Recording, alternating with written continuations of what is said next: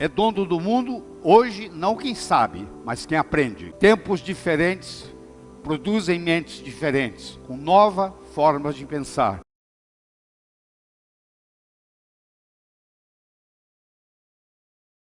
Quem sabe, sabe conhecimentos obsoletos, que não funcionam mais no mundo de hoje. Aquilo que o seu avô e o seu bisavô teve sucesso, não se aplica mais ao mundo de hoje. Se você for seguir as orientações do seu avô e do seu avô, seu bisavô, você vai estar desatualizado, porque não funciona desse jeito. Teve uma época que se vendia roda de carroça, roda de carruagem, se ganhava muito dinheiro. Hoje, a não ser que você venda pneu, porque roda de carruagem até o museu já tem, você não vai ganhar nada.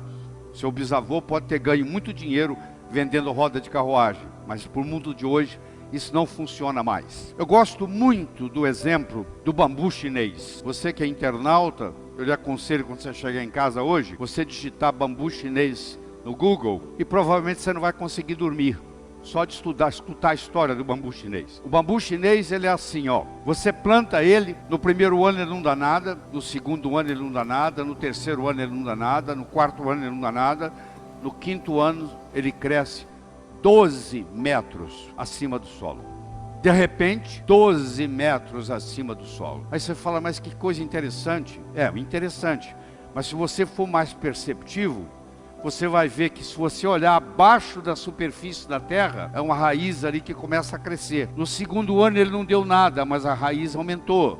No terceiro ano ele não deu nada, mas a raiz aumentou. No quarto ano não deu nada, mas a raiz aumentou. E no quinto ano existe uma raiz forte e grande o suficiente para manter 12 metros acima do solo. Isso é uma coisa que nós temos que ensinar para os nossos jovens, para os nossos alunos de graduação, que o que distingue o profissional do amador é persistência e paciência. O amanhecer só vem depois da noite toda ter passado. Roma não foi construída em um dia. O jovem tem uma ansiedade muito grande para que as coisas aconteçam. E aí você mostra para eles o exemplo do bambu chinês. O bambu esperou pacientemente por 5 anos para ter o sucesso que ele tem e se colocar 12 metros acima do solo. Paciência e persistência são duas características que distinguem o profissional do amador. Isso aqui é uma carta mostrando, é um documento mostrando, eu vou traduzir depois para vocês em português. A sua aplicação para o doutorado não foi aceita dessa vez e, portanto, você não é elegível para a posição de professor associado. Em conclusão, nós achamos que a sua hipótese é mais de caráter artístico do que propriamente físico. Isso está datado em 1903. Foi quando Albert Einstein tentou ser professor na Suíça. E isso que ele recebeu, esse comunicado. Mas com isso, Albert Einstein não desistiu. Ele continuou persistente, ele chegou a ganhar prêmio Nobel e ele é considerado pela maioria o homem mais inteligente que viveu no século XX. Bem que tem questionamentos sobre isso, mas muita gente aceita ele como um indivíduo que fez mais diferença no século XX. E foi reprovado, não se aceita o trabalho dele. Por quê? Porque os indivíduos que viviam na época dele não entendiam o que o Einstein pensava. Einstein estava anos-luz na frente dos colegas, a ponto de ser reprovado e não aceito para ser professor de uma universidade. Gostaria de mostrar para você o que é saber, o que é consciência de saber.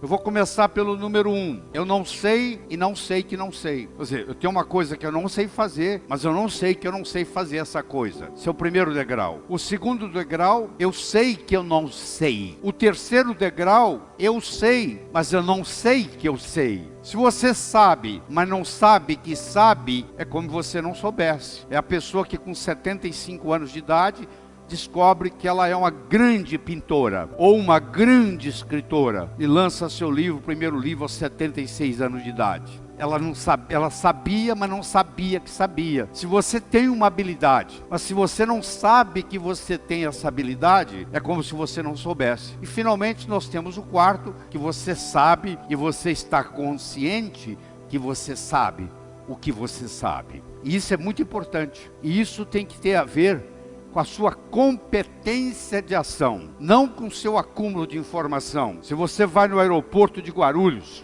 entra num Airbus que está fazendo São Paulo, Nova York, e o comissário de bordo diz assim: senhoras e senhores, o indivíduo que está sentado na cabine do piloto não é piloto, mas ele tem muitas opiniões de como pilotar um avião. Você ficaria na aeronave? Não. Você não quer saber quem leu livros ou que tem opiniões de como pilotar um avião.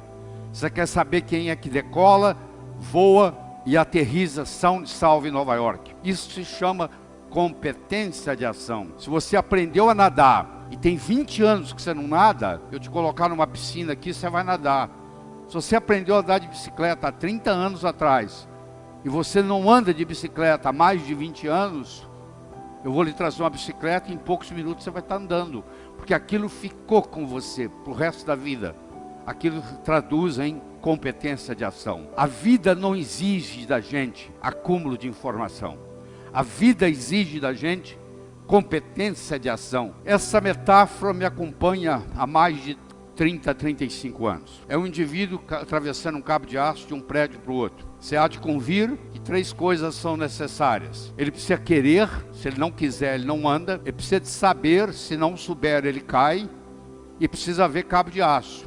O querer é a motivação, o saber é a estratégia. E o cabo de aço, propriamente dito, é a oportunidade. Eu posso querer ganhar dinheiro, eu posso saber ganhar dinheiro, mas eu nunca tive a oportunidade para mostrar isso. Não vai acontecer. Então as coisas acontecem na vida quando nós combinamos a motivação com a estratégia, com a oportunidade. E a oportunidade na nossa vida, ela aparece de 2 formas. Ou você corre atrás dela, ou ela vem fantasiada de problema e chega até você. Então, se você gosta de resolver problema, por trás de cada problema existe uma oportunidade. Em 1975, eu era dono de um hospital em Teófilo Otoni, em Minas Gerais. Era uma sexta-feira, o telefone tocou de um hotel e eles me disseram que lá tinha um hóspede que não falava português direito, que estava com dor no peito e suando frio. Se eu podia ir lá como cardiologista. Eu disse que eu estava saindo para um final de semana longo, que chamasse outro. E ele disse: ó, eu já chamei 2 médicos e eles falaram a mesma coisa. Falei: tá bom, estou indo. Cheguei lá, eu encontrei um sujeito polonês que falava praticamente nada de português. E na época eu falava muito pouco de inglês. Eu levei ele para o hospital, fiz um eletrocardiograma, ele estava infartando. Levei ele para o hospital. No caminho para o hospital, ele me pergunta assim: você conhece meu filho? Eu falei: quem é seu filho? O meu filho é o chefe de cardiologia de Harvard. O nome dele é Peter Marocco. Eu falei: eu não conheço o seu filho pessoalmente, mas eu conheço os livros dele, os trabalhos. Eu estudo pelos trabalhos do seu filho. 48 horas depois, o filho dele saiu de Boston, Massachusetts, e veio para Teófilo Otoni ajudar a cuidar do pai. E por incrível que pareça, ele era casado com uma brasileira, de Americana, São Paulo, e falava português. E nós fizemos amizade, e eu vou encurtar a história, e eu terminei em Harvard. Não pelo mérito, mas pela oportunidade que a vida me deu. Naquele dia, quando eu fui chamado, ninguém falou para mim que eu ia atender o filho, o pai do chefe de cardiologia de Harvard, que depois ele viria ao Brasil e que eu acabaria sendo convidado para ir para lá. Não, eu fiquei sabendo que eu ia atender alguém e que eu não poderia naquele final de semana ir para Alcobaça, na Bahia, que eu estava programado. Olha que interessante, a oportunidade, ela vem fantasiada de problemas. Por trás do problema existe a oportunidade esperando. Isso tem que ser ensinado para o jovem, a aprender a gostar de problemas, porque os problemas são os nossos melhores amigos, tá? Eles que nos fazem crescer. E você nunca terá uma segunda chance de causar uma primeira boa impressão. Então você, nos primeiros 3, 4 minutos que você conhece alguém, vai fazer uma diferença muito grande para você, o modo como você se comporta.